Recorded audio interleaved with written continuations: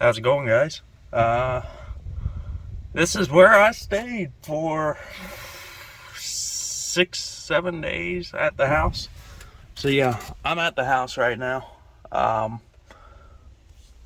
It's currently Sunday. I've actually been COVID negative for a while. So yeah, let me back up. I was when I got back home, I did finally test, and I was COVID positive. So I sat in here for 5-6 days. I think I went back into the house on the 7th day, and I tested positive then, or negative, I mean. So anyways, it's now Sunday. I've been lazing around a little too much. It's been cold, and I'm finally chasing down wiring issues. So first thing I wanted to tackle was the lift axle blowing the fuse. And I'm finally tearing into this mess down here. So my lift axle switch is right here, and the main harness for it, which I'm still trying to figure out everything that they've done, but this is the main harness that goes back to the axle. All this extra wire here was taped up, and I'm taking the tape off, and I made it to a point. See if I can stand up and show you. Down here, I started working on this one, and I don't know if you can see it. There's some brown in there, which means something's been burning. So we're going to take that off some more and see what we find. Okay, that brown that I saw was not a burn mark. I don't know where it went. It was somewhere on this white wire, but it's not a burn mark. Oh, there it is. I don't know if you can see it. Right down there where my thumb is. I think that's just dirt. But I've torn this whole thing apart. So let me sort of walk you through this rainbow mess. So one of the things I did was I got rid of the reverse auto lift. That was controlled by this blue wire right here. That runs somewhere down underneath the truck to detect when it's in reverse and automatically lift the lift axle. I got rid of that. Was obviously still having issues. The wire then came over here, and this red wire went down to the key. That's where it got its ignition power, and that's why it was blowing my key switch when the fuse would pop. So I separated that, and that's on this blue wire. It's now running directly to the battery with an inline fuse on that. We're obviously still having the issue. So those wires, one of the things that it does, which I'm not quite sure where they connected it to, it was probably an empty plug like this that they cut off. But this here is the ground, and it attaches to the factory harness right here. So they got that butt connector in there and attached to the factory harness for a ground.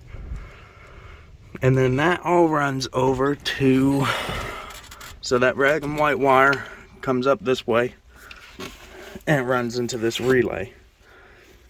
I think it was this prong here was where that blue wire for the reverse plugged in. So we got a ground that comes in, and this is the battery power. So there's another white wire, which is also a ground, and then this black, which is a power. This red wire and the separate white wire, this is what goes back to the axle. It attaches to this big black wire right here, and that's what runs back to the axle.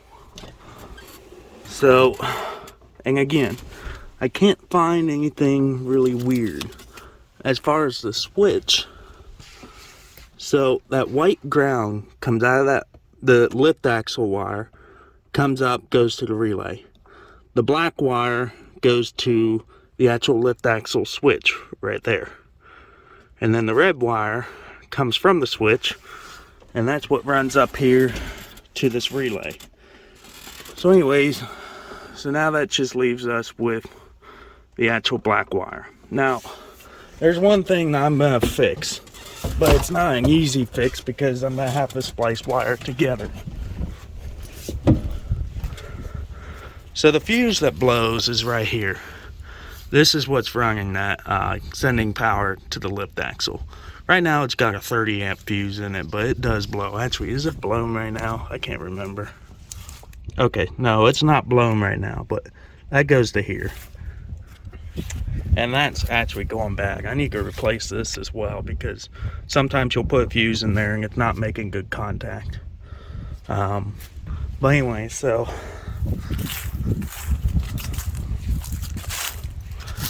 what I need to fix, I think next, this is the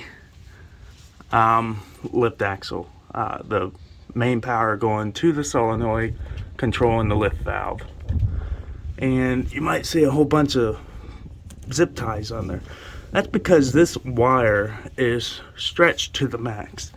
And I don't know if that's maybe what's causing issues, but I need to take those zip ties off. I need to cut a few of these zip ties and get some slack in there. And first I'm going to look at the connector, see the condition of the connector. The reason why these were zip tied, I'd never said. This connector would pull apart on bumps and the lift axle would raise. So that's why I had those zip ties put on. It was to hold the connector shut. I need to take those off, undo the connector, take off a couple of these zip ties, and sort of inspect that connector and see if there's anything weird going on there. I've already checked this right here. It does rub on this frame, but it hasn't rubbed through. But I want to also fix that. I really don't think the issue lies in the wire up along the frame, because that's a pretty heavy insulated wire, and I don't see it, only being a year old, already rubbing through somewhere, not that I can see. I want to say the issue is probably either with this connector or the actual solenoid itself. So I'm going to take that off and see what I can find. Okay, so one of the things I just did is I took everything off and the wires look fine, the connector looks fine. I was able to pull some more excess out to where it's not sitting here. And one of the things I do know is this wire is smashed a little bit from rubbing here. So it hasn't rubbed through, but it is messed up. So one of the things I'm going to do is I'm going to start the truck and we're going to let air up and see if me moving this around right here will cause issues. I doubt it, but it's worth a shot. No issues there. So we're going to let it build air and see if playing around with that will work. Let's see if we can pop that fuse by moving this around.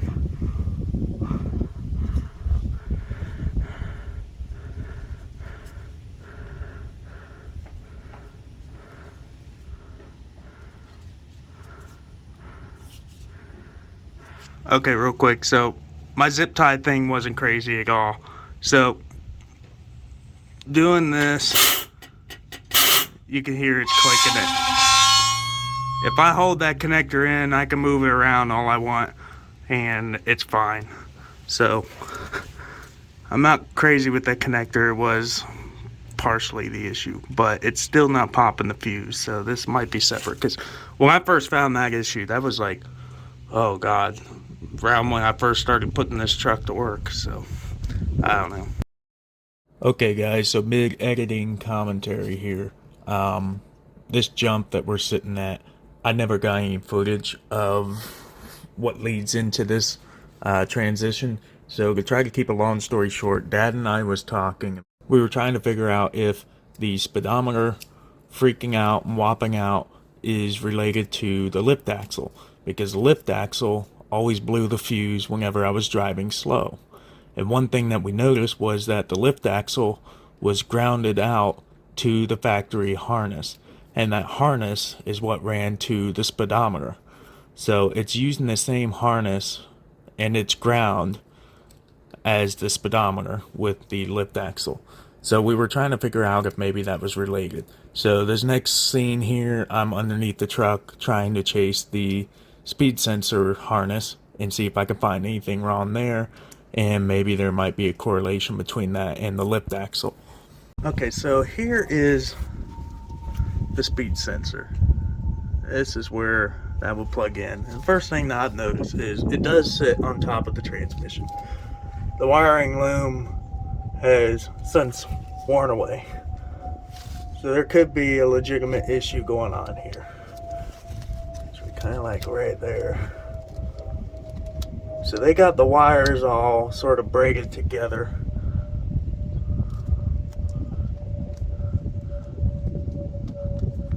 There's something going on there. I'm looking through the phone trying to see, and it keeps going out of focus, but there's something going on right there.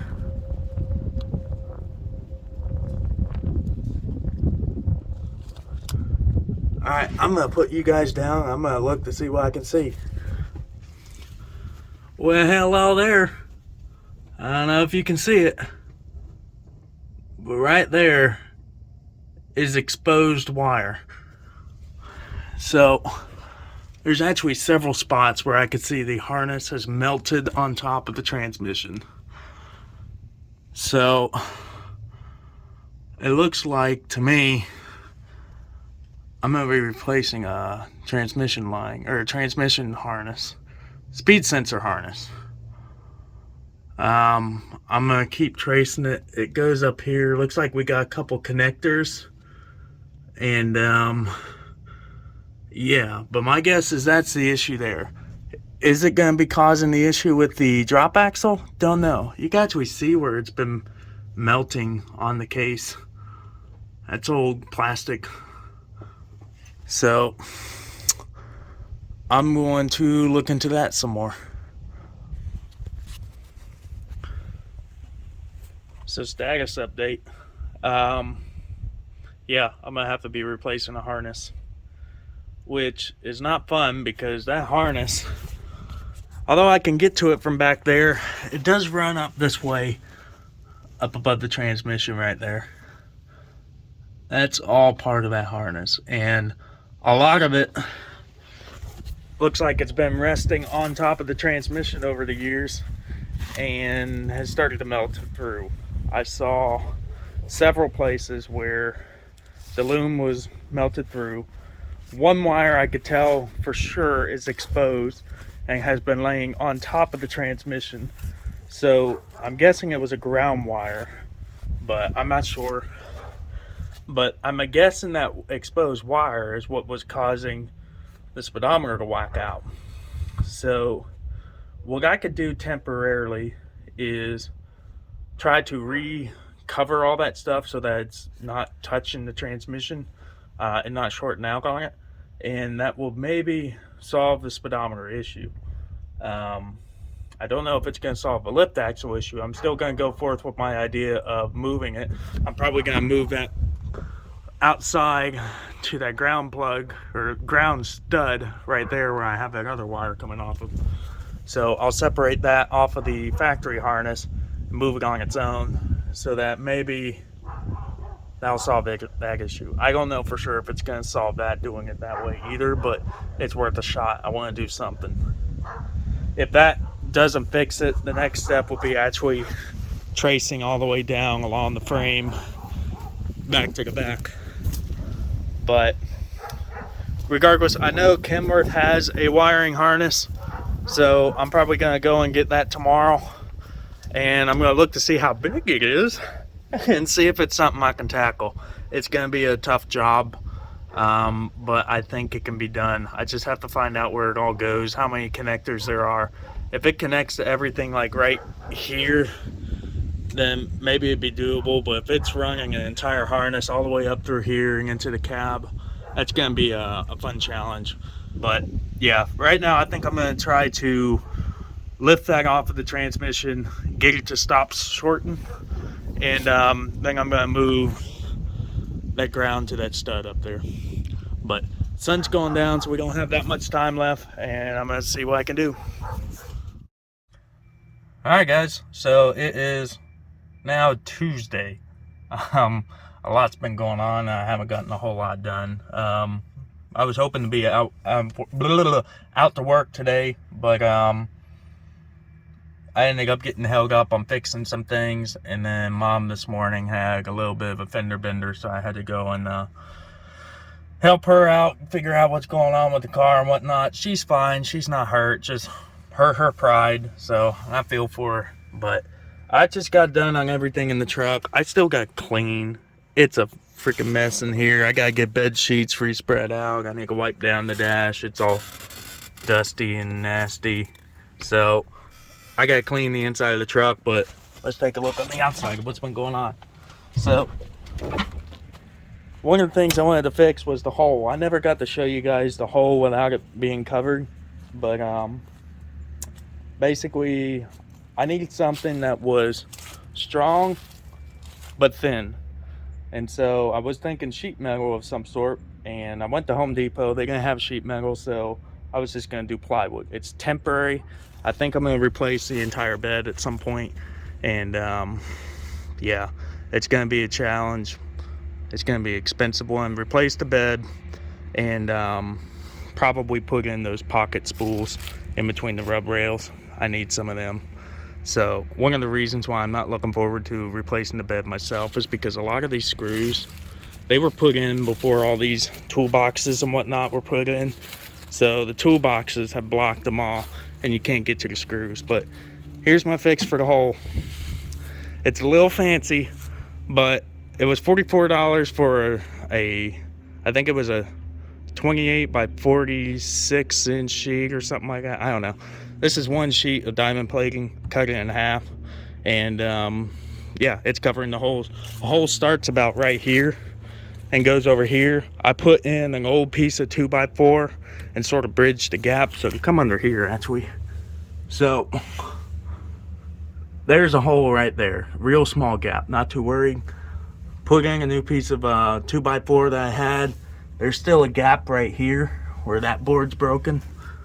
And then come back over here and there's a bigger gap right there. And that's the weakest spot, but we got the sheet metal there. That board's sort of supporting it, but there's obviously nothing here to support it. So it's still weak all the way to basically that cross brace. So we got this in here and it's looking nice again. I came over onto this side. I had to fix some lights. I had a light right here, had a bad ground. So I found the wire was just tucked right up in here. Replaced the butt connector that was bad. Fixed that light. And the rest of the truck, it's still dirty. But I had to fix these lights again. These wires keep pulling out. Whoops, you're not looking at it. These wires keep pulling out and breaking. So we got them better sealed. And hopefully we won't have any issues there for those lights. Had to replace both of these corners and just resealed the ones up under there. But other than that, I think that's about it. I'm going to try to get out of here tomorrow. I don't have anything booked yet, but that's the plan. And oh yeah, I'll probably still try to wash the truck. So I still got some work to do, but not too much more. So anyways, talk to you guys here later, and thanks for watching.